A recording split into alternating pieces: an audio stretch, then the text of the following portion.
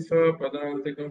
हे कृष्ण करुणा सिंधु दीनबंधु जगत्पते गोपेश गोपिका कांत राधा कांत नमोस्तुते। तप्त कांचन गौरांगी राधे वृंदावनेश्वरी वृषभानुसुते देवी प्रणमामि हरिप्रिये।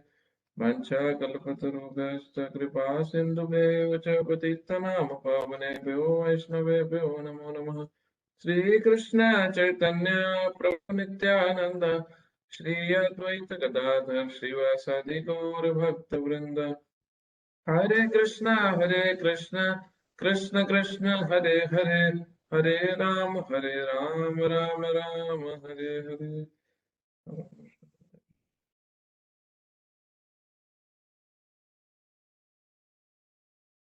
नमो विष्णुपदाय कृष्णपृष्ठाय भूतले श्रीमते भक्तिवेदांत स्वामी नित्य नामिने नमस्ते सरस्वती देवे गौरवाणी प्रचारिणे निर्विशेष शून्यवादी पाश्चात्य देश तारिणे।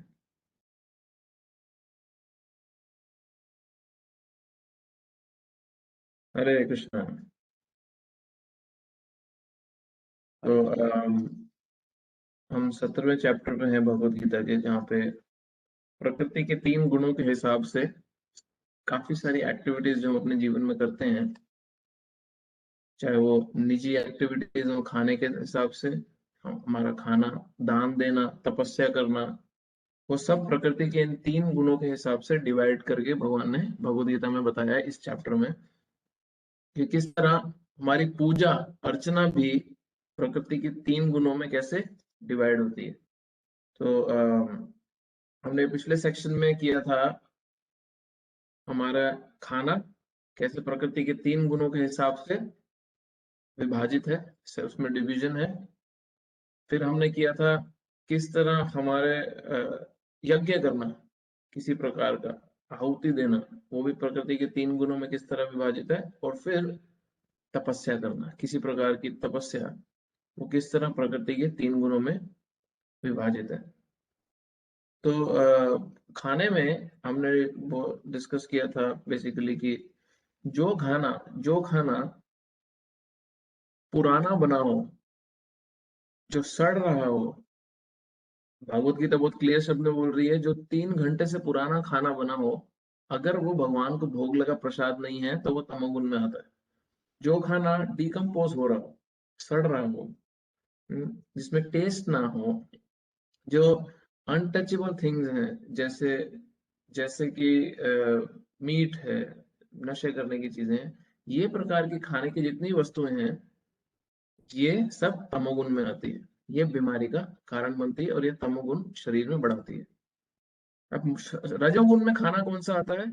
रजोगुण में वो खाना आता है जो बहुत बिटर हो, बहुत कड़वा हो, बहुत ज्यादा खट्टा हो, बहुत ज्यादा सॉल्टी हो, बहुत ज्यादा चिल्ली हो, जिसमें एकदम ड्राई हो, और जिससे बर्निंग हो शरीर में, शरीर को खाने से शरीर में जलन हो, वो रजोगुण का खाना है। अब उससे होता क्या है? उससे हमारा डिस्ट्रेस बढ़ता है, हमारे तकलीफ बढ़ती है, हमारी बीमारियां बढ़ती है। हाँ, व्यक्ति डिप्रेशन तक फील करता है ऐसा खाना खाने से। क्यों? क्योंकि खाने का हमारे इमोशन से बहुत कनेक्शन है, और ये ऐसा खाना हमारे को इमोशनली भी बहुत डाउन महसूस कराता है। जो रजोगुण में खाना होता है उस समय पे बहुत बहुत चटपट लगता है, बाद में वी फील लो। तो जो सत्वगुण का खाना है, जो हाईएस्ट फॉर्म ऑफ ईटिंग है, सात्विक फूड है, हाईएस्ट फॉर्म ऑफ ईटिंग नहीं है, बट क्योंकि हाईएस्ट फॉर्म तो भगवान को भोग लगा हुआ प्रसाद है, बट उसमें भी सत्वगुण में जो खाना है, ये खाना कैसा होता है? रस से भरा होता है, इसमें फैटी होता है, बॉडी का फैट बढ़ाने वाला नहीं। हाँ, इसमें जो प्रोडक्ट्स यूज होते हैं उसमें हेल्दी फैट्स होते हैं, होलसम होता है, हृदय को प्लीज करने वाला होता है, हार्ट को प्लीज करता है खाना। ये खाना जीवन की ड्यूरेशन को भी बढ़ाता है, और हमारी एग्जिस्टेंस को, हमारे निजी जीवन को, हमारे विचारों को भी प्यूरिफाई करता है। ये शक्ति भी देता है, अच्छी तबीयत भी देता है, और खुशहाली और सेटिस्फेक्शन भी देता है। तो ये रजोगुण का, ये सत्वगुण का खाना है। हाँ? फिर हमने किया था यज्ञ, किस प्रकार से अलग अलग प्रकार के यज्ञ हैं, यज्ञ किए जाते हैं 3 डिफरेंट। मोड्स में, प्रकृति के 3 अलग अलग गुणों में। जो रजोगुण में यज्ञ किया जाता है, ये बहुत इंपॉर्टेंट है समझना। जो रजोगुण में यज्ञ किए जाते हैं वो यज्ञ कैसा होता है जिसमें शास्त्र की कोई भी प्रमाण को फॉलो ना किया जाए, किसी भी तरह की डायरेक्शन जो शास्त्र में दी है उसको फॉलो ना किया जाए। इस यज्ञ में किसी भी प्रकार का प्रसाद वितरण नहीं किया जाता, उसको बांटा नहीं जाता। इस यज्ञ में जो वैदिक उच्चारण है मंत्रों के वो नहीं किए जाते, और जो जो प्रीस्ट है, जो यज्ञ करने वाला पुरोहित है, उसको भी उसको जो उसका जो शेयर बनता है या उनको जो दान दक्षिणा होती है वो भी नहीं दी जाती। और सबसे ऊपर इस यज्ञ को करने वाले में श्रद्धा भी नहीं होती। हाँ, तो ये कैसे यज्ञ है? जैसे हम ये देवी देवताओं की पूजा की जाती है इन यज्ञों के माध्यम से, बट उससे जो पैसा व्यक्ति अर्जित करता है, उससे जो रिजल्ट आता है, उसको धर्म के काम में ना लगा के उसको अपने निजी स्वार्थ के लिए इस्तेमाल कर लेता है। ये है तमोगुण में यज्ञ। रजोगुण में यज्ञ कैसा है कि वो यज्ञ है जो शास्त्रों के आधार पे तो हो रहा है, बट ये सिर्फ और सिर्फ अपनी भौतिक इच्छाओं को पूरी करने के लिए, अपनी मटेरियल डिजायर्स को पूरी करने के लिए है। हाँ, क्या मटेरियल डिजायर है? कि हम अच्छा घर मिले, अच्छा परिवार हो, अच्छा अगला जीवन बेटर हो, या हम स्वर्ग में जाके स्थान प्राप्त करें और वहां पे क्या करेंगे? एंजॉय करेंगे। हाँ, ये रजोगुण में यज्ञ है। ये यज्ञ किया जाता है अपने अहंकार की और वृद्धि के लिए, कि दिखाने के लिए कि मैं कितना धार्मिक हूँ और मैं कितना महान हूँ। ये रजोगुण में यज्ञ है। अब सत्वगुण में जो यज्ञ है वो कैसा है? ये जो यज्ञ है ये पहली बात तो कंप्लीटली शास्त्र के आधार पर किया जाता है।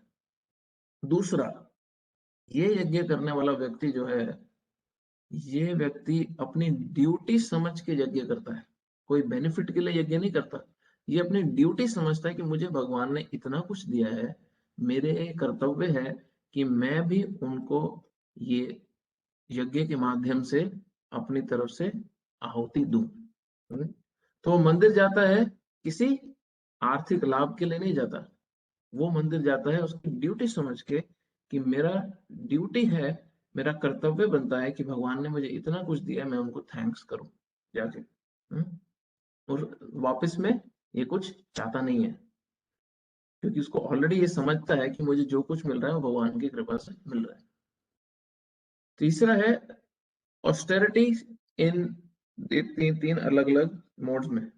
हाँ, तो ये तपस्या, हमने तपस्या वाला टॉपिक पूरा कर लिया था, राइट? हमने तपस्या 13 वाला नहीं या किया था हाँ शायद। 13 तक किया यज्ञ हमने, तक ही किया था हमने, 10 दो तक। पार्ट ही किए थे, यस यस। करेक्ट। हाँ, तपस्या नहीं किया था हमने।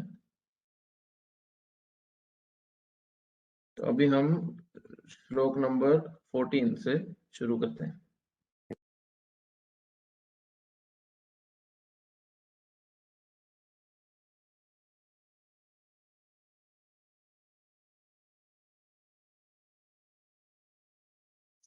जिनको जो नोट्स बना रहे हैं और लिख लें कि 14 से लेके 19वें तक श्लोक जो है इस चैप्टर में, 14वें नंबर से लेके 19वें श्लोक तक प्रकृति के 3 गुणों में किस किस प्रकार की तपस्या हैं उसको डिवाइड किया है।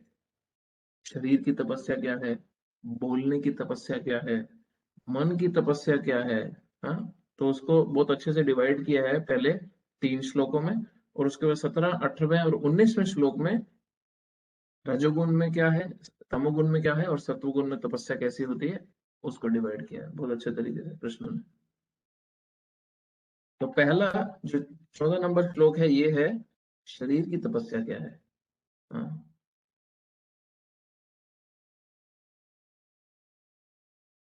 देवद्विज गुरु प्रज्ञा पूजनम शौचम अर्जवम ब्रह्मचर्यम अहिंसा च शरीरम तप उच्यते।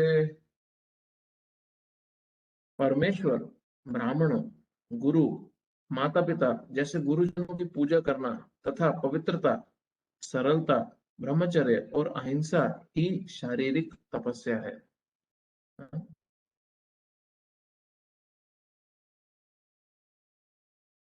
भगवान की, ब्राह्मणों की, गुरु की, माता पिता की वर्शिप करना, पूजा करना, साफ सफाई रखना, सिंप्लिसिटी, अपने को सिंपल रखना जीवन को, हाँ, ब्रह्मचर्य का पालन करना और अहिंसा का पालन करना, हाँ, ये शरीर की तपस्या है। तात्पर्य यहाँ पर भगवान तपस्या में के भेद बताते हैं। सर्वप्रथम वे शारीरिक तपस्या का वर्णन करते हैं।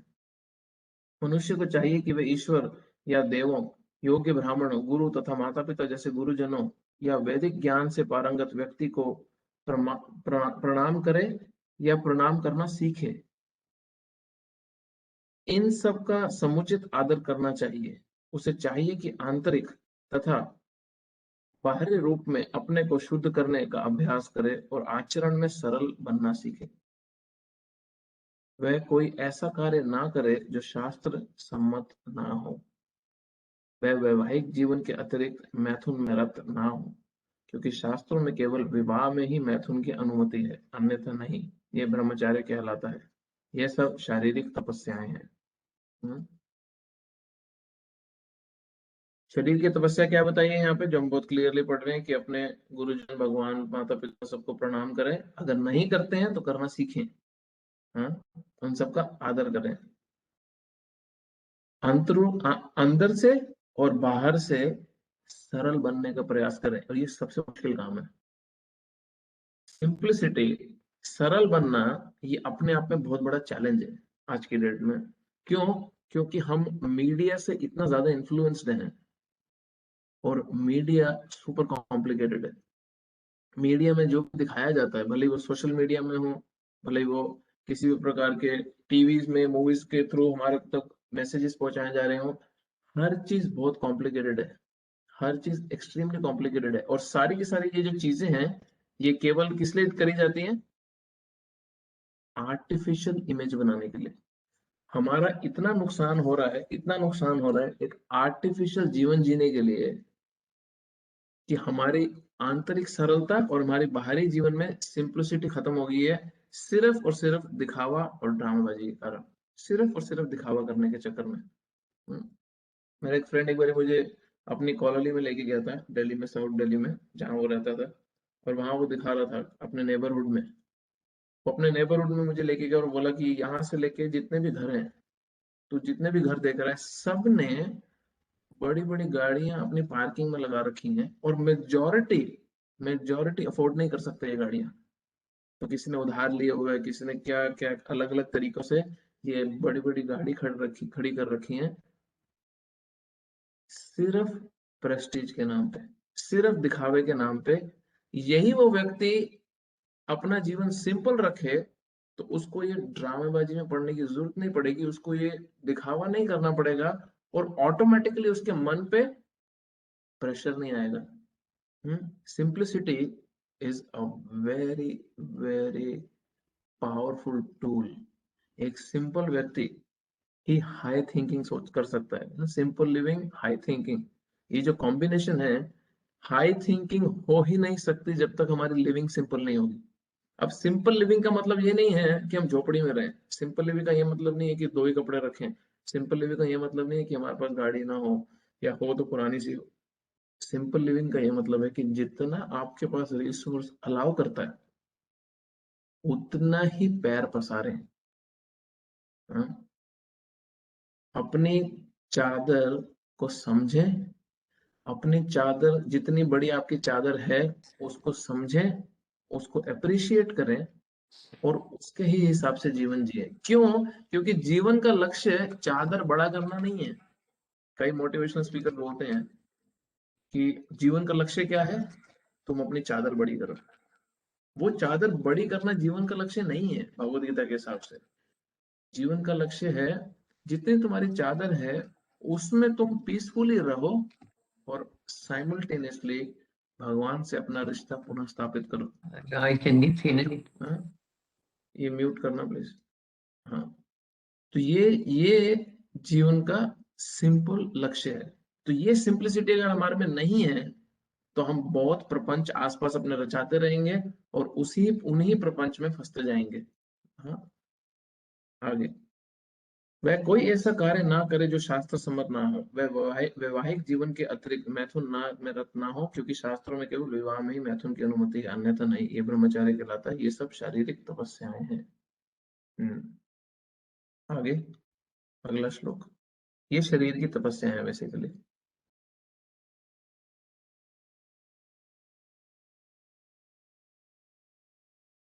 अनुद्वेगकरं वाक्यं सत्यं प्रियहितं च यत् स्वाध्यायाभ्यसायं चैव वाङ्मयं तप उच्यते। सत्य भाने वाले सत्य भाने वाले हितकर तथा अन्यों को शुद्ध न कर, क्या लिखा है वर्ड ये? शुद्ध शुद्ध शुद्ध ना करने वाले वाक्य बोलना और वैदिक साहित्य का नियमित पारायण करना, यही वाणी की तपस्या है। वाणी की तपस्या क्या है? क्या शब्द बोलने हैं? जो पहली बात तो सच्चे हो, सत्यम। दूसरे, वो प्रिय हो, प्लीजिंग हो सुनने में। तीसरे, हितम, वो किसी का हित करे, किसी का बेनिफिट करे। और चौथा, वो दूसरे को एजिटेट या डिस्टर्ब ना करे, अनुद्वेग कर्म। हमारे शब्द, हम जब किसी से बात करें तो हमारे पे इतना नियंत्रण होना चाहिए कि हम सत्य बोले, प्लीजिंग तरीके से बात करें। हाँ, ताने मारते हुए नहीं, तीर मारते हुए नहीं, सामने वाले को दुखी करते हुए, चोट पहुंचाते हुए नहीं। ये एक्चुअली हम सबके लिए है। मैं भी हूं, चाहे हम सब में, सबको ये सीखना है। तीसरा, हम जब बोले सामने वाले का उससे फायदा हो। ऐसे फालतू बड़बड़ बड़बड़ में समय व्यर्थ हो जाता है और सामने वाले और हमारे दोनों को फायदा नहीं होता। और चौथा, जब हम बोले तो हमारा बोलना सामने वाले को डिस्टर्ब, एजिटेट ना करे, उसको जबरदस्ती अपना उसको, इसको हिंदी में बोलते हैं उंगली देना, ये चाबी देना। सामने वाले को तुम बात ऐसी करो कि उसको कड़वी लगे, वो डिस्टर्ब हो, दिन भर सोचता रहे, रात भर सोचता रहे, इसने ऐसे क्यों बोला, इसने क्यों ऐसी बात करी मेरे साथ। हाँ, ऐसे बात नहीं करनी चाहिए। तात्पर्य, मनुष्य को ऐसा नहीं बोलना चाहिए कि दूसरों का मन शुद्ध हो जाए। हाँ, मनुष्य को ऐसी बात ही नहीं करनी चाहिए कि किसी को एजिटेट करे। निस्संदेह जब शिक्षक बोले तो वह अपने विद्यार्थियों को उपदेश देने के लिए सत्य बोल सकता है, लेकिन उसी शिक्षक को चाहिए कि यदि वह उनसे बोले जो उसके विद्यार्थी यही चाहिए कि यदि वह उनसे बोले जो उसके विद्यार्थी नहीं है, तो उसके मन को शुद्ध करने वाले सत्य ना बोले। बेसिकली टीचर भी स्टूडेंट को एजिटेट ना करे अननेसेसरी। यही वाणी की तपस्या है। इसके अतिरिक्त प्रलाप, व्यर्थ की वार्ता नहीं करनी चाहिए। आध्यात्मिक क्षेत्रों में बोलने की विधि यह है कि जो भी कहा जाए वे शास्त्र सम्मत हो। हम जो भी मुंह से बोल रहे हैं, बहुत बारी लोग, ये एक्चुअली इंडिया में बहुत बड़ी प्रॉब्लम है। ये हम बचपन से खुद भी देखते हैं, मैंने खुद भी ऐसा किया है।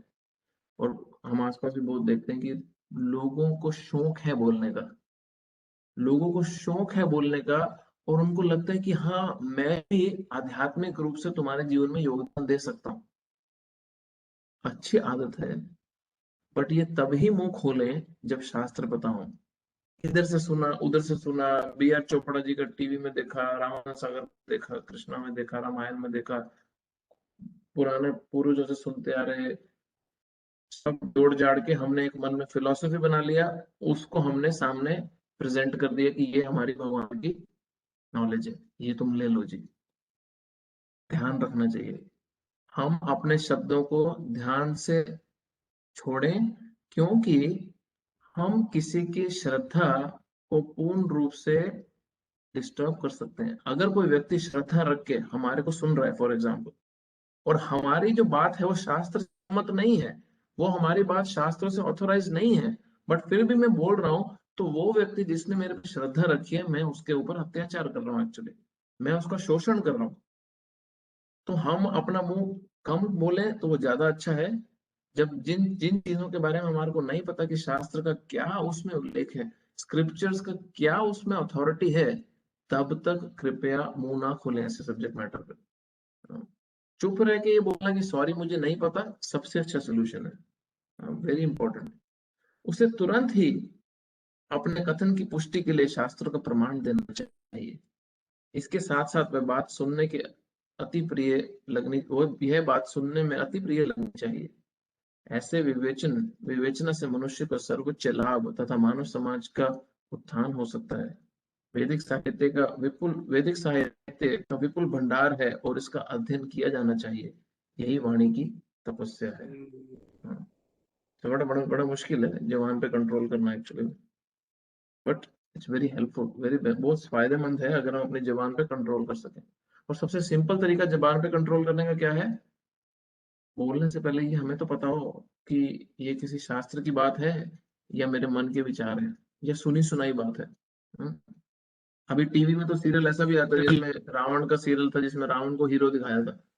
तो अगर हम इसको अथॉरिटी मान के अपने विचार प्रकट करने लगे, जैसे साउथ इंडिया में एक सीरियल है जिसमें कर्ण को, महाभारत में जो कैरेक्टर है कर्ण को, बहुत ही बेचारा कैरेक्टर दिखाया जिसपे इतने अत्याचार हुए बेचारे के ऊपर, और वो हीरो बन गया, और अर्जुन और बाकी पांडव उसके सामने नीचे दिखने लगे।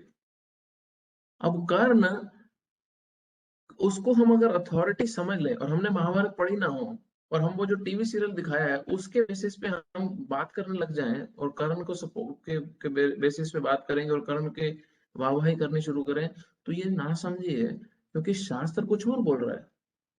शास्त्र बहुत क्लियर शब्दों में बोल रहे हैं कि कर्ण अपने पिछले जन्म में एक असुर था, जो जिसका नाम था सहस्त्र कवच। हाँ, उसके 1000 कवच थे, और वो अपने शक्ति के कारण बहुत ज्यादा उत्पात मचा रहा था। तो भगवान ने, नर नारायण ऋषि ने कर्ण को को चेंज किया। तो उसको वरदान ये मिला था कर्ण को कि उसका एक कवच कटेगा तो जिसने वो कवच काटा है वो व्यक्ति मर जाएगा। तो ऐसे जब 1000 कवच कट जाएंगे तो ही कर्ण मर सकता है। तो अब कौन मारे कर्ण को, जब वो सहस्त्र कवच नाम का असुर था पिछले जन्म में। तो कर्ण को नर नारायण ऋषि ने, जो अर्जुन और कृष्ण के अवतार हैं, नर और नारायण ऋषि जो बद्रिक आश्रम में बद्रीनाथ के ऊपर रहते हैं, उन्होंने चैलेंज किया। तो एक जब मारा तो ब्रह्मा जी का ये वरदान, ब्रह्मा जी ने शिव जी का वरदान था शायद, ये वरदान रखने के लिए उन्होंने, उनको मरना पड़ा। तो दूसरे ऋषि ने उनको शक्ति से ठीक किया, फिर उन्होंने कर्ण का दूसरा कवच काटा, फिर उनको मरना पड़ा। फिर ऐसे आपस में एक दूसरे को जीवित करते करते इन्होंने, जब कर्ण के 999 कवच काटे और कर्ण को लगा कि अब मैं मारा जाऊंगा, तब उस असुर ने जाके सूर्य देव की शरण ली। जब सूर्य देव की शरण ली तो सूर्य देव ने रिक्वेस्ट करी नारायण ऋषि को कि अभी इसने मेरी शरण ली है, आप प्लीज इसको क्षमा कर दें। तो वो जो असुर था वो सूर्य के शरण में गया। और जब कुंती ने सूर्य को बुलाया, जो कुंती को वरदान मिला था, जिनको महाभारत पता है उनको पता होगा मैं क्या स्टोरी बता रहा हूँ, डिटेल में नहीं जाऊंगा। जब कुंती ने सूर्यदेव को बुलाया अपने वरदान को चेक करने के लिए, तो वो अपॉर्चुनिटी को यूज करके सूर्यदेव ने कर्ण को, कर्ण के रूप में, उस सहस्त्र कवच असुर को कर्ण के रूप में भेजा इस धरती पे वापस।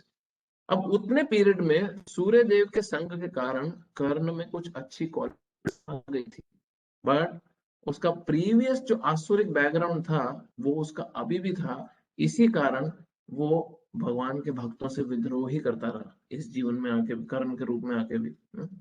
वेरी इंपॉर्टेंट टू अंडरस्टैंड, इसलिए उसका मरना निश्चित था। महाभारत के एंड में उसको बहुत क्लियर शब्दों में बता दिया गया था कृष्ण ने कि तुम अगर पांडवों की तरफ से नहीं लड़ोगे तो तुम मारे जाओगे, और क्योंकि पांडव का साइड धर्म का साइड है।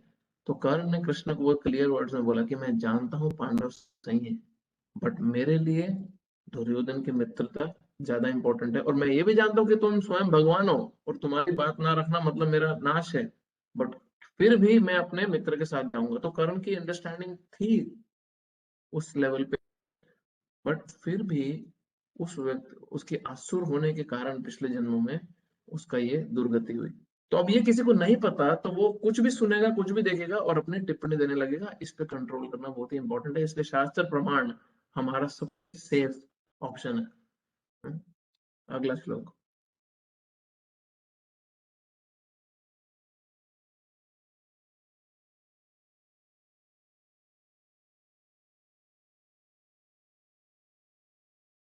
मनः प्रसादः सौम्यत्वं मौनम् आत्मविनिग्रह भावात् संशुद्धिरेति एतत् तपो मानसम् उच्यते। तथा संतोष, सरलता, गंभीरता, आत्म संयम एवं जीवन की शुद्धि, ये मन की तपस्या है। अब ये चैलेंज वाला है हमारे लिए। माइंड की तपस्या क्या है? हाँ, इस तपस्या क्या है? सेटिस्फैक्शन, संतोष रखना। हाँ, सिंप्लिसिटी, वापस से आया सिंपल जीवन। हाँ, गंभीर रहना, ग्रेविटी, सेल्फ कंट्रोल, अपने पे आत्मा पे संयम रखना और अपनी एग्जिस्टेंस को प्योर रखना, ये मन की तपस्या है। तात्पर्य बढ़ते हैं। मन को संयमित बनाने का अर्थ है उसे इंद्र तृप्ति से विलग रख करना। इंद्र तृप्ति का मतलब क्या है? मन को अगर मन को अगर प्योर करना है, बेसिकली उसको उसको ऑस्टियर बनाना है अगर अपने माइंड को, तो उसको हर समय जो हमारी इच्छा होती है ना, मेरी सेंसेस के लिए क्या, मेरे लिए कोई मजा नहीं आ रहा, मेरे को एंजॉयमेंट चाहिए, उस हैबिट से छुटवाना, तोड़ना मन की हैबिट को। हर समय अपनी एंजॉयमेंट के बारे में सोचना, ये मन की तपस्या का नाश करने का कारण है। उसे इस तरह प्रशिक्षित किया जाना चाहिए जिससे वह सदैव परोपकार के विषय में सोचे। Very important point. मन के लिए सर्वोत्तम प्रशिक्षण विचारों की श्रेष्ठता है। हमारे कॉन्शियसनेस, हमारे जो थॉट्स हैं वो ऊंचे होने चाहिए। मनुष्य को कृष्ण भावनामृत से विचलित नहीं होना चाहिए और इंद्रिय भोग से सदैव बचना चाहिए। अपने स्वभाव को शुद्ध बनाना कृष्ण भावना भावित होना है। इंद्रिय भोग के विचारों से मन को अलग रख कर के ही मनुष्य की तुष्टि प्राप्त की जा सकती है। हम इंद्रिय भोग के बारे में जितना सोचते हैं उतना ही मन अतृप्त होता है। जितना हम अपने कॉन्स्टेंटली सेंसेस के एंजॉयमेंट के बारे में सोचते हैं, जितना हम कॉन्स्टेंटली इंद्रियों को एंजॉय करने के बारे में सोचते हैं, उतना ही हम अनसेटिस्फाइड फील करते हैं। क्यों? क्योंकि इंद्रियां सेटिस्फाई नहीं होने वाली।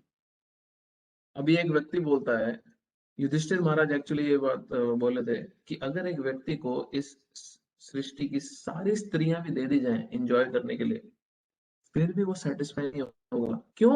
क्योंकि सेंसेस फिर भी और कुछ मांगेंगी, फिर भी और कुछ मांगेंगी। तो उस समय पे आनंद आएगा, शॉर्ट टर्म छोटा सा उस समय पे मजा फील होगा, बाद में फिर अनसेटिस्फाइड हो जाएगा व्यक्ति। तो मन को नियंत्रण में रखना, ये बहुत बड़ी उपाधि है, ये बहुत बड़ी पोजीशन है अगर हम ये प्राप्त कर सके। मॉडर्न वर्ल्ड क्या बोलता है? मन को कंट्रोल करना मतलब तुम अपने को टॉर्चर कर रहे हो। ये टॉर्चर नहीं, ये तपस्या है। तपस्या अगर प्रॉपर तरीके से की जाए शास्त्र के आधार पे, तो वो टॉर्चर नहीं है। मन को कंट्रोल करना, ये बहुत इंपॉर्टेंट एस्पेक्ट है हमारे लाइफ में। नहीं तो मन उस उस घोड़े की तरह होगा और हम उस यात्री की तरह होंगे जिस घोड़े को अपनी मर्जी से कहीं भी जाना है, और हम उस घोड़े में बैठे हैं जो घोड़ा अपनी मर्जी से कहीं भी भाग रहा है। तो क्या हाल होगा उस यात्री का जो ऐसे घोड़े में बैठा है जो अपनी मर्जी से कहीं भी भागना चाहता है। इसलिए मन को कंट्रोल करना बहुत जरूरी है। इस वर्तमान युग में हम मन को व्यर्थ ही अनेक प्रकार से इंद्र तृप्ति के साधनों में लगाए रखते हैं, जिससे मन संतुष्ट नहीं हो पाता। अतएव सर्वश्रेष्ठ विधि यही है कि मन को वैदिक साहित्य की ओर मोड़ा जाए, क्योंकि यह संतोष प्रदान करने वाली कहानियों से भरा है। यथा पुराण तथा महाभारत। कोई भी इस ज्ञान का लाभ उठाकर शुद्ध हो सकता है।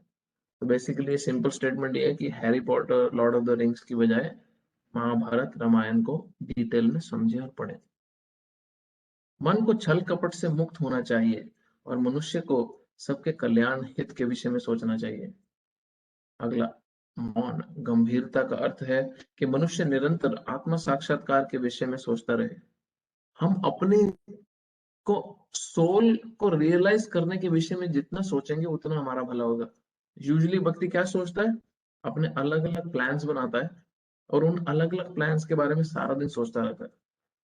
मैं इस तरह इंद्र तृप्ति करूंगा, मैं इस तरह पैसा कमाऊंगा, मैं इस तरह अपना बुढ़ापा काटूंगा, मैं इस तरह अपने जवानी जीऊंगा, मैं ये प्रॉपर्टी खरीदूंगा, मैं ऐसा एंजॉयमेंट करूंगा, मैं आगे बढ़ के ऐसा करूंगा, जब मेरे बच्चे होंगे तो मैं ये उनके लिए लाऊंगा, जिनके बच्चे हैं वो बोलेंगे मैं अपने बच्चों के लिए ऐसा ऐसा करूंगा। अगर सारा दिन केवल यही सोचते रहे तो व्यक्ति कभी गंभीर नहीं होगा। गंभीर व्यक्ति आत्मा के स्तर तक जाके सोचता है, और ये बड़ा इंपॉर्टेंट है। कृष्ण भावना भावित व्यक्ति पूर्ण मौन इस दृष्टि से धारण किए रखता है। मन नि, मन निग्रह का अर्थ है मन को इंद्रिय भोग से पृथक करना। मनुष्य को अपने व्यवहार में निष्कपट होना चाहिए और इस तरह उसे अपने जीवन को शुद्ध बनाना चाहिए। यह सब गुण मन की तपस्या के अंतर्गत आते हैं। तो अभी आगे के जो तीन श्लोक आएंगे, वो तीन श्लोक हमारे को इस तपस्या को तीन भाग में डिवाइड करेंगे। सत्वगुण में कौन सी है, रजोगुण में कौन सी है, और तमोगुण में कौन सी तपस्या है। अगला श्लोक।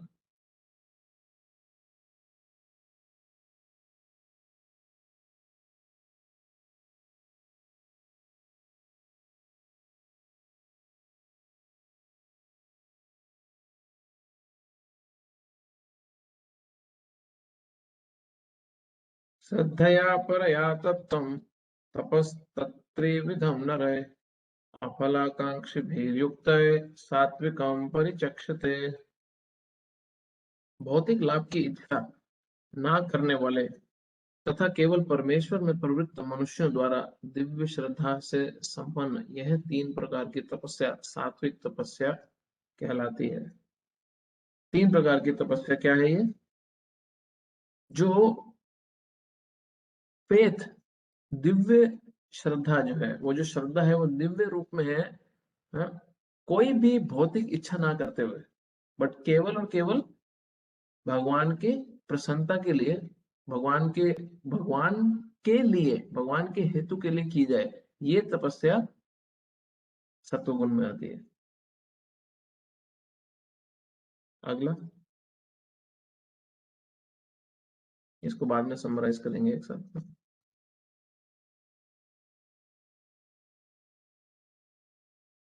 सत्कारमान पूजार्थं तपोदम्भेन चैव यत् क्रियते तद इह प्रोक्तम राजसं चलमध्रुवम्।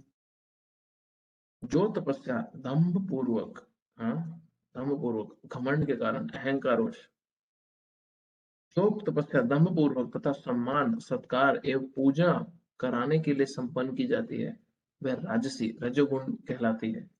यह ना तो स्थायी होती है ना ही शाश्वत। ये बड़ी अनस्टेबल तरह की तपस्या है।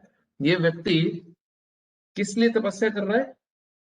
कि उसका नाम हो जाए, उसको शोहरत मिले, उसको ऑनर मिले, उसको वर्शिप मिले, तो ये व्यक्ति जाके तपस्या करता है। पॉलिटिशियंस इसका बड़े अच्छे एग्जाम्पल है। अन्न त्याग देते हैं,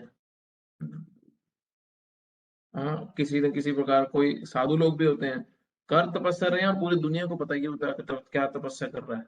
आज मैंने ना पूरा दिन फास्टिंग रखा है, आज मैंने ठंडे पानी से नहाया है, आज मैंने ये दान दिया है, आज मैंने ऐसा किया है।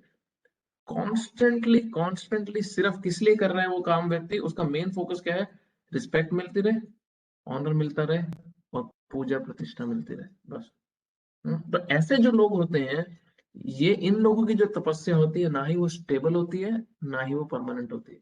बड़ी बड़ी ही की रहती है, हर समय कभी भी वो अपने पद से हट सकते हैं।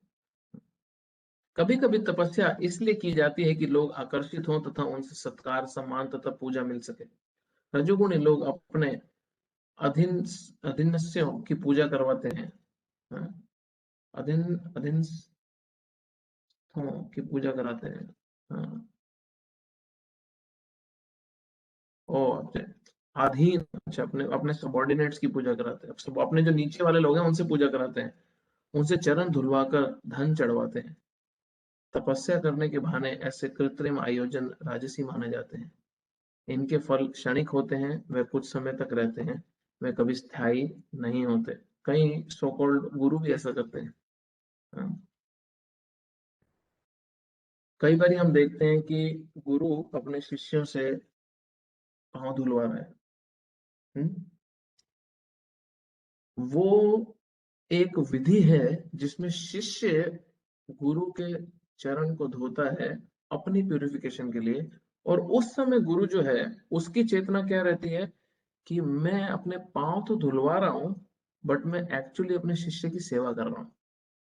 ये जो चेतना है, इस चेतना में भगवान का शुद्ध भक्त जो हैं वो भी अपने शिष्यों से पांव धुलवाते हैं। उनकी चेतना क्या है कि मैं गुरु के रूप में इस व्यक्ति की सेवा कर रहा हूँ।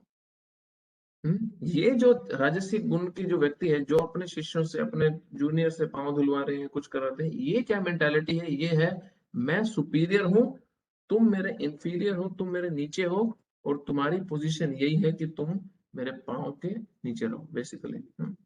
मेंटालिटी वेरी, ये चेतना बहुत इंपॉर्टेंट है इसमें। अगला श्लोक ये तमोगुण का आएगा।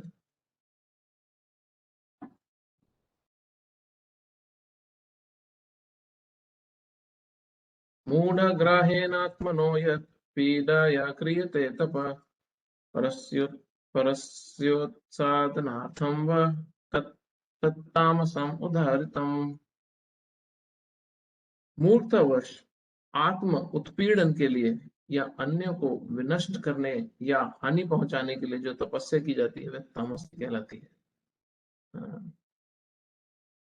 मूर्खतापूर्ण तपस्या के ऐसे अनेक दृष्टांत हैं, जैसे कि हिरण्यकशिपु जैसे असुरों ने अमर बनने और देवताओं का वध करने के लिए कठिन तप किया था। उसने ब्रह्मा से ऐसी ही वस्तुएं मांगी थी, लेकिन अंत में वह भगवान द्वारा मारा गया। किसी असंभव वस्तु के लिए तपस्या करना निश्चय ही तामसी तपस्या है। अब ये कैसी तपस्या है? जैसे रावण ने की थी, कुंभकर्ण ने की थी, हिरण्यकशिपु ने की थी।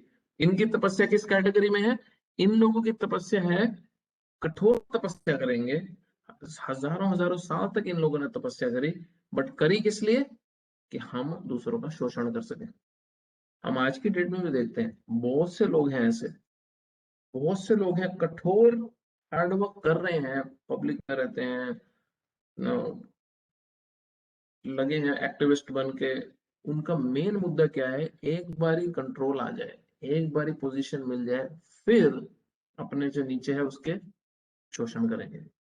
कोई गवर्नमेंट जॉब के लिए कर रहा है, तब लगे हुए हैं, हार्ड वर्क है, तपस्या है इसमें बहुत ज्यादा, इतना पढ़ना पड़ता है, इतना भाग दौड़ करनी पड़ती है। जैसे ही उनको पोजीशन मिलती है, वो किसी का भला नहीं सोच पाते, वो केवल शोषण करना चाहते हैं। क्यों? क्योंकि तमोगुण में तपस्या कर रहे थे वो। तो बहुत इंपॉर्टेंट है, इससे बचना चाहिए बेसिकली। तो ये अभी हमारा तपस्या का सेक्शन खत्म हुआ। हम क्विकली अगले 3 श्लोक करेंगे, जिसमें एक्चुअली अगले 3 श्लोक कर सकते हैं वैसे। अगले जो 3 श्लोक हैं उसमें दान, चैरिटी, दान जो प्रकृति के 3 अलग अलग गुणों में दिया जाता है, ये बहुत इंटरेस्टिंग रहेगा जानना। क्योंकि हम सब लोग कहीं ना कहीं दान देते हैं, बचपन से देते आए हैं, अभी भी दे रहे हैं, आगे भी देते आएंगे। तो पता हो कि हमने जो आज तक दान दिया है, ये जो फ्यूचर में देंगे, वो तमोगुण में होगा, रजोगुण में होगा, या सत्वगुण में दान दिया जा रहा है भगवद गीता के आधार पर। अगला श्लोक 20वां नंबर में, दातव्यम् इति यद्दानं दीयते अनुपकारिणा कारिणे देशे काले च पात्रे च तद्दानं सात्विकं स्मृतम्। जो दान कर्तव्य समझकर किसी प्रयुक्तार प्रत्युपकार प्रत्युपकार की आशा के बिना समुचित काल तथा स्थान में और योग्य व्यक्ति को दिया जाता है, वह सात्विक माना जाता है। अब जो दान कर्तव्य समझ के, ड्यूटी समझ के, और रिटर्न में कुछ नहीं चाहिए, हाँ, सही समय पे और सही जगह पे दिया जाता है, और उसके भी इम्पोर्टेंट सही व्यक्ति को दिया जाता है जो वर्दी है, ऐसा दान सत्वगुण में कहलाता है। तात्पर्य, वैदिक साहित्य में ऐसा व्यक्ति को दान देने की संस्कृति है जो आध्यात्मिक कार्यों में लगा हो। किस व्यक्ति को दान दिया जाना चाहिए? जो आध्यात्मिक कार्यों में लगा हो। अविचार पूर्ण ढंग से दान देने की संस्कृति नहीं है। आध्यात्मिक सिद्धि को सदैव ध्यान में रखा जाता है। अतएव किसी तीर्थ स्थान में सूर्य या चंद्र ग्रहण के समय मसा मासांत में या योग्य ब्राह्मण अथवा वैष्णव भक्त को या मंदिर में दान देने की संस्कृति है। नीचे करो ना प्लीज। बदले में किसी प्रकार की प्राप्ति की अभिलाषा ना रखते हुए ऐसे दान किए जाने चाहिए। कभी कभी निर्धन को दान करुणावश दिया जाता है, लेकिन यदि निर्धन दान देने योग्य पात्र नहीं होता तो उससे आध्यात्मिक प्रगति नहीं होती। दूसरे शब्दों में वैदिक साहित्य में अविचार पूर्ण, बिना विचार किए, बिना इन अब जो ऊपर डिस्क्रिप्शन दिया है उसको सोचे बिना दान देना, ध्यान देने की संस्तुति नहीं है, उसकी रिकमेंडेशन नहीं है शास्त्रों में, शास्त्र नहीं रेकमेंड करता। कई बार हम देखते हैं, अरे बेचारा कितना गरीब है, चलो जी चलो खिला दो, जिसको पैसे दे दो। अरे वो हमारे पैसे लेके शराब पी के आ जाएगा तो ये दान कैसा है? ये दान सत्वगुण में नहीं है। हाँ। तो सबसे इजी तरीका दान देने का क्या है? जहां पे हमारा दान दिया जा रहा है वो दान भगवान के गुणगान बढ़ाने में, भगवान के नाम, भगवान की शिक्षा बढ़ाने में इस्तेमाल हो रहा है तो वो बेस्ट तरीके का दान है। टेंशन लेने की जरूरत ही नहीं कि दान सही जगह दे रहे कि नहीं दे रहे। हाँ, नहीं तो हम ऐसी जगह पे ध्यान दें, दान दें जहां पे एटलीस्ट आध्यात्मिक कार्य किए जा रहे हैं। हाँ, अगला श्लोक। रजोगुण में दान कैसा होता है?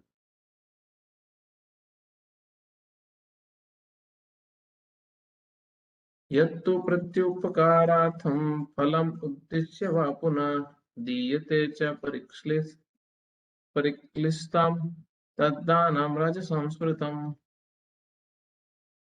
किंतु जो दान प्रत्युपकार की भावना से या कर्म फल की इच्छा से या अनिच्छा पूर्वक किया जाता है वह रजोगुण राजसी कहलाता है। अब ये दान कैसा है, जो रजोगुण में दान कैसा है? ये व्यक्ति दे रहा है दान और उसकी पूरी कैलकुलेशन क्या चल रही है, मुझे क्या मिलेगा, मुझे क्या मिलेगा, मुझे क्या मिलेगा। लो $10, तुम भगवान लो 10 रुपए, 100 रुपए तुम्हारी हुंडी में, तुम्हारे गुल्लक में डाले। अब हमारे बिजनेस ठीक हो जाने चाहिए, अब हमारे घर में सब सुख शांति हो जाना चाहिए। कॉन्स्टेंटली उसका बिजनेस डीलिंग चल रहा है भगवान से, कॉन्स्टेंटली वो यही विचार कर रहा है कि मुझे क्या मिलेगा, मुझे क्या मिलेगा, मुझे क्या मिलेगा। ये रजोगुण का लक्षण है। ये लो लेवल है दान देने के समय। हाँ? या ग्रजिंग मूड में कोई दान मांगता है तो व्यक्ति खुश नहीं है दान देने में, मुसीबत समझ के दान दे रहा है, तो ये भी रजोगुण में दान दिया जा रहा है। दान कभी स्वर्ग जाने के लिए दिया जाता है तो कभी अत्यंत कष्ट से, तथा कभी इस पश्चाताप के साथ किया कि मैंने इतना व्यय इस तरह क्यों किया। कभी कभी अपने परि परिष्ठ जनों के दबाव में आकर भी दान दिया जाता है। इंटरेस्टिंग है। कभी कभी अपने से कोई सुपीरियर्स के पर स्वभाव दबाव दबाव में आके व्यक्ति दान देता है।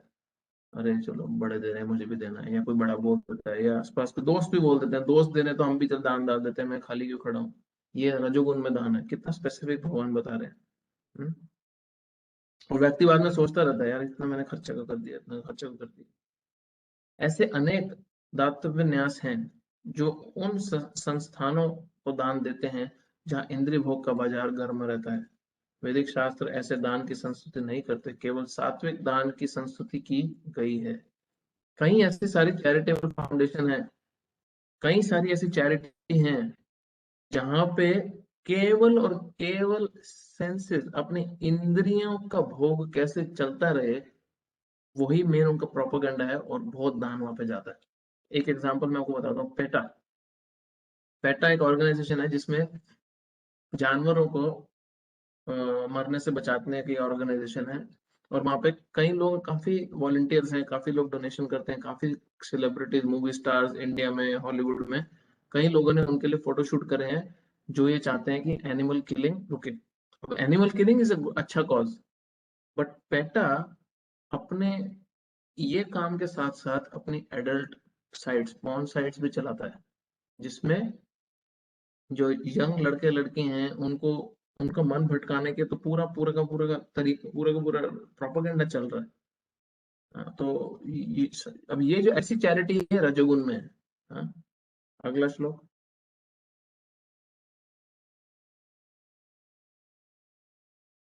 अब ये तमोगुण में दान कैसा होता है? आदेश काल यद्दानम अपात्रेभ्यश्च दीयते असत्कृतम अवज्ञातम तत्तामसम उदाहृतम। तथा जो दान किसी अपवित्र स्थान में अनुचित समय में किसी अयोग्य व्यक्ति को या बिना समुचित कहलाता है। कई क्राइटेरिया है, क्या है? जगह ही इम्प्योर है, समय भी गलत है, व्यक्ति भी गलत है, हमारा ध्यान भी नहीं है, और हमारे हमने रिस्पेक्ट भी नहीं करी देते समय भी हमने रिस्पेक्ट नहीं करी, भले ही सही जगह दे रहा हो, ले लो तुम रख लो। तो वो तरह का दान देना तमोगुण में आता है। यहाँ पर मद्यपान इंटॉक्सिकेशन तथा द्यूत क्रीड़ा गैम्बलिंग में व्यसनी के लिए दान देने को प्रोत्साहन नहीं दिया गया। ऐसा दान तामसी है, ऐसा दान लाभदायक नहीं होता, वरन इससे पापी पुरुषों को प्रोत्साहन मिलता है। इसी प्रकार यदि बिना सम्मान तथा ध्यान दिए किसी उपयुक्त व्यक्ति को दान दिया जाए तो वह भी तामसी है। कई बार भक्त लोग जाते हैं, जो दान मांगते हैं, वो उनको कुछ ना कुछ दे देते हैं दान में अपने सर से हटाने के लिए, बट तिरस्कार कर देते हैं, बेइज्जती कर देते हैं, इज्जत से नहीं देते। उनको ऐसा लगता है कि उन्होंने एहसान किया दान देके। उनको ये नहीं समझता कि मूर्ख व्यक्ति, वो भगवान का भक्त तेरे पास दान मांगने आया, वो तेरे पे एहसान करने आया था, बट तूने समझा कि तू उस पे एहसान कर रहा, तो हमने निरादर करके लो 100 रुपए लो, भागो यहाँ से, पर मत खाना, अगली बारी मत आना। ऐसा दान तमोगुण में है। तो ये हमारा दान का टॉपिक खत्म होता है। अब हमारे जो आखिरी जो सेक्शन है इस चैप्टर का वो है कंक्लूजन। और ये ओम तत् सत, जो एक बहुत ही पावरफुल वैदिक शब्द है, शास्त्रिक शब्द है, इनका एक्सप्लेनेशन आएगा जो 23 से 28वां श्लोक होगा, जो हम अगले क्लास में करेंगे। कोई क्वेश्चन है किसी का क्विकली?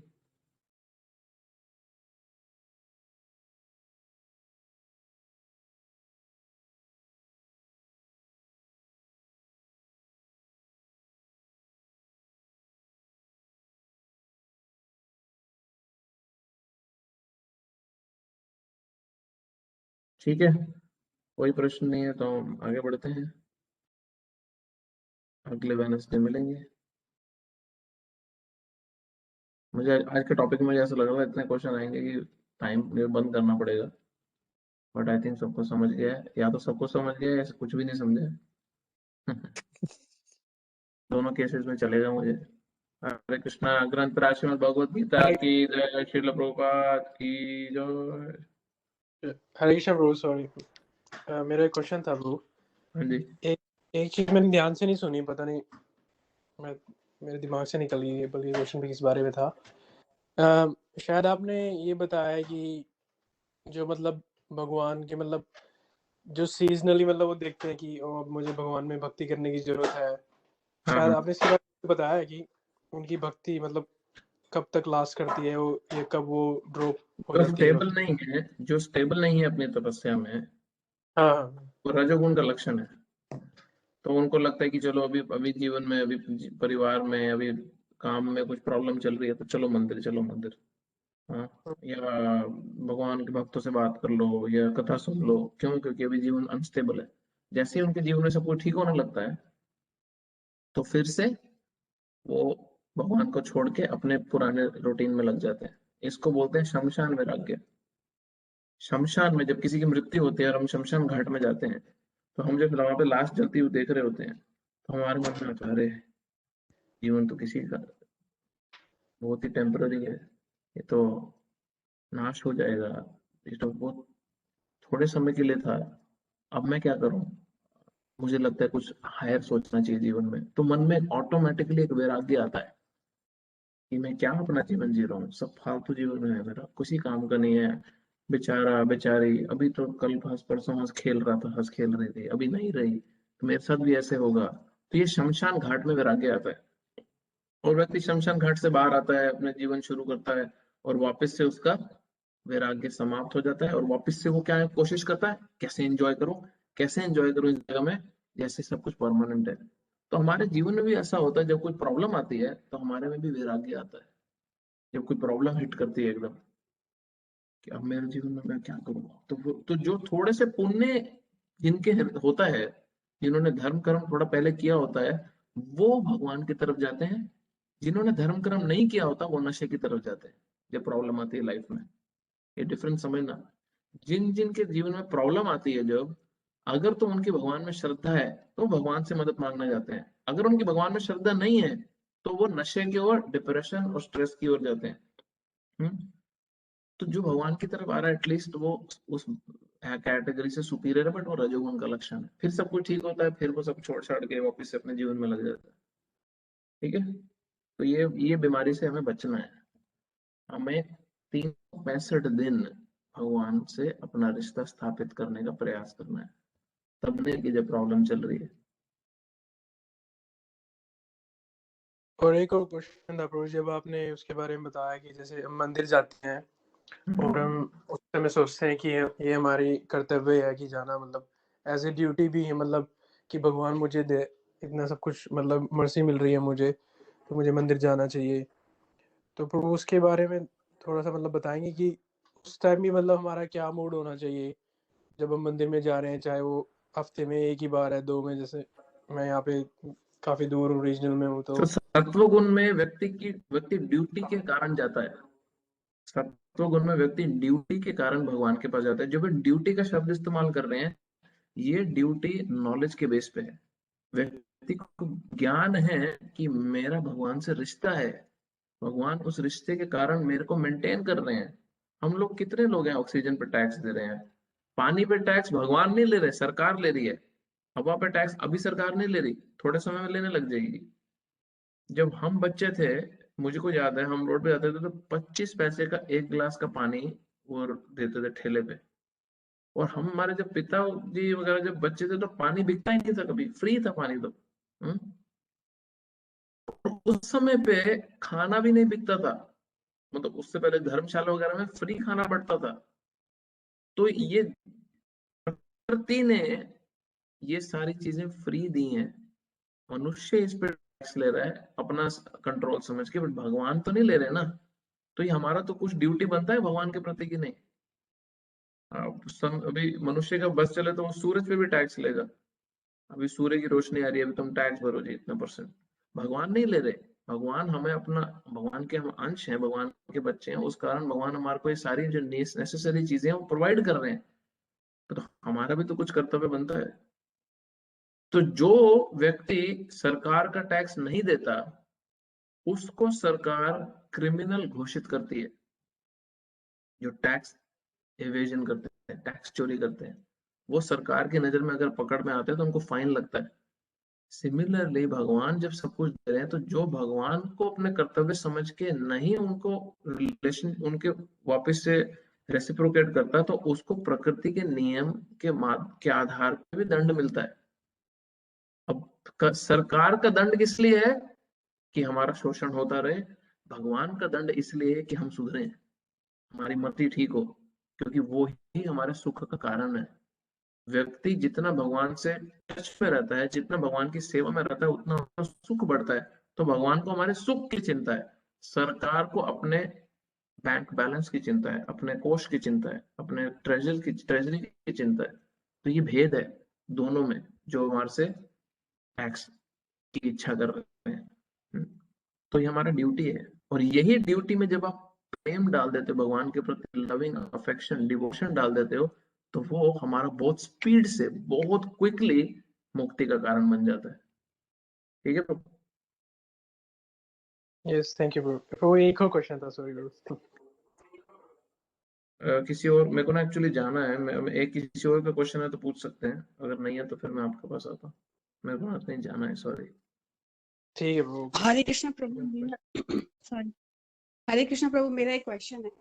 हाँ जी माता जी। अभी आपने बताया था मेंटल ऑस्टेरिटी के बारे में, जैसे ऑस्टेरिटी करना चाहिए हमें, तो लेकिन जब हम ये पढ़ते हैं तो ठीक है, याद रहती है, लेकिन जब कभी किसी चीज को देखते हैं, जैसे कि बहुत अच्छी ड्रेस दिखी या कुछ भी, तो उस समय सोचते हैं कि let me concentrate on this, और फिर then we go and by it, we forget all the learnings that we have done. तो फिर हम कैसे अपने आप को ट्रेन करें कि हमेशा वो याद रहेगी? ये ओवरनाइट नहीं होता कि हम एक रात में साधु बन जाएं। ये जिस तरह आप एक रात में एक सब्जेक्ट मैटर के स्पेशलिस्ट नहीं बन सकते। अभी किसी का बच्चा पैदा हो, पहला दिन स्कूल में जाने लगे और उसको बोले चलो जी चलो थीसिस लिखो अभी तुम पीएचडी का, हाँ, कैलकुलस के ऊपर, आर्टिफिशियल इंटेलिजेंस के ऊपर, अभी तुम वायरलेस टेक्नोलॉजी पे एक स्पेशलिस्ट बन के उस पर थीसिस लिखो, तो वो पहले तो आपसे स्पेलिंग पूछेगा, वायरलेस टेक्नोलॉजी की स्पेलिंग बताना मम्मी पापा। तो वो ग्रेजुअली ग्रो करता है, A B C D letter बनाता है, वर्ड्स जोड़ता है, ग्रामर सीखता है, प्लस माइनस मल्टीप्लिकेशन, आगे जाता है आगे जाता है आगे जाता है, कैलकुलस परम्यूटेशन कॉम्बिनेशन मैथ्स आगे बढ़ता है, फिजिक्स केमिस्ट्री पढ़ता है, फिर वो आगे जाके आगे ग्रेजुअली ग्रेजुअली आगे बढ़ता है, धीरे धीरे धीरे धीरे। बट उस बच्चे को स्कूल भेज के शुरुआत की जाती है। तो हम भी स्पिरिचुअली अभी इन्फेंट हैं, छोटे हैं। कुछ अभी अभी स्पिरिचुअली पैदा हुए हैं जिन्होंने स्पिरिचुअल लाइफ शुरू करी है, कुछ थोड़े समय से कर रहे हैं, कुछ स्कूल में, कुछ किंडरगार्टन में, कोई प्राइमरी में, कोई सेकेंडरी में। तो हम सब अपने अपनी अलग अलग स्टेजेस पे हैं।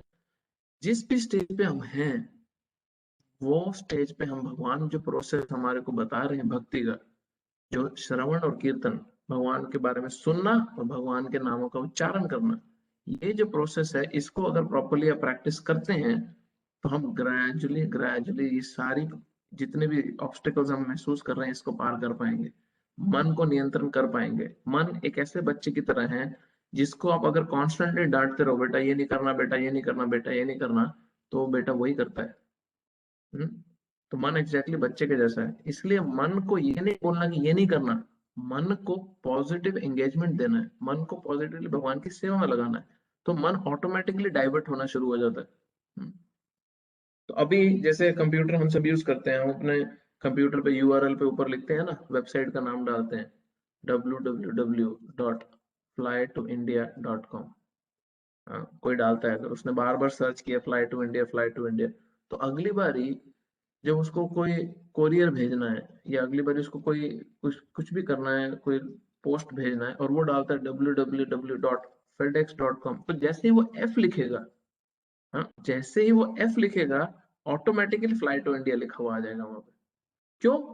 क्योंकि बार बार उसी की सर्च की गई है।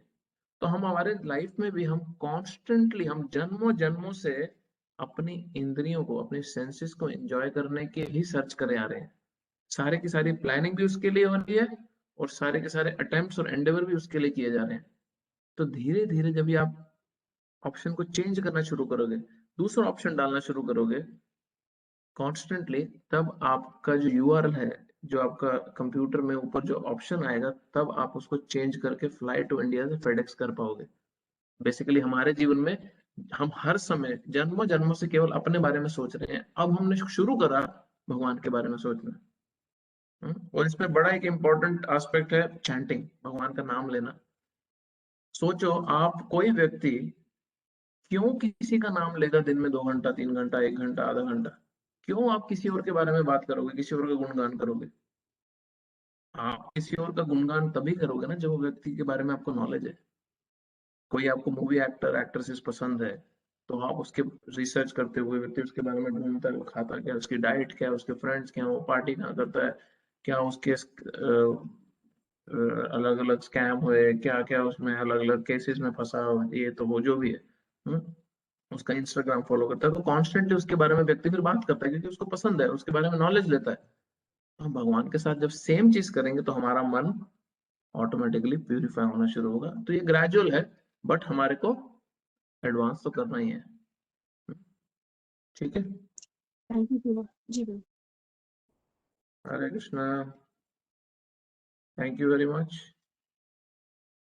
हरे कृष्ण प्रभु, थैंक यू। ग्रंथराज श्रीमद् भगवद गीता की जय, श्रील प्रभुपाद की जय। प्रिंस प्रभु आप प्राइवेटली आपका क्वेश्चन मुझे भेज देना, आई रिप्लाई, मुझे भी सॉरी जानना है।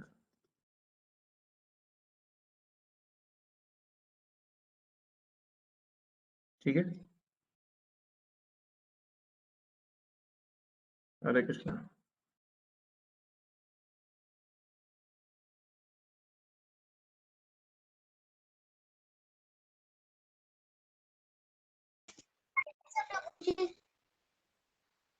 हरे कृष्णा मनीष जी।